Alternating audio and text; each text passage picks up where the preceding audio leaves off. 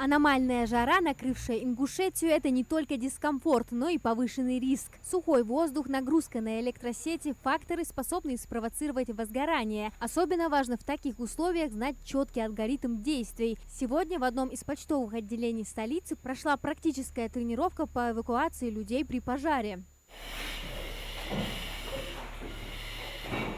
По легенде учения, возгорание произошло в подсобном помещении. Сотрудники, не поддаваясь панике, действуют по инструкции. Их задача немедленно покинуть свои рабочие места, не тратя время на сборы. После выхода обязательная проверка по спискам. Все ли эвакуированы? По легенде, один сотрудник не смог самостоятельно покинуть помещение. Обнаружив пострадавшего, группа выносит его из здания.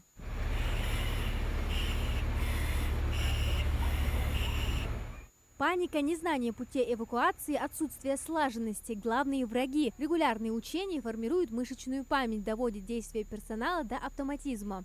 При проведении таких занятий у людей уже появляется опыт. При возникновении чрезвычайной ситуации люди умеют без паники эвакуироваться. Если же более ответственный, человек, который более подготовленный, сможет, не растеряясь, до прибытия охранных подразделений, локализовать и ликвидировать первоначальный очаг пожара. В условиях жары, когда риски выше, эта подготовка становится не просто формальностью, а жизненной необходимостью. Мы каждые полгода проводим подобные мероприятия для того, чтобы наши работники, как налажено все, чтобы было, чтобы никто не пострадал, чтобы все максимально быстро покинули помещение в случае возгорания здания.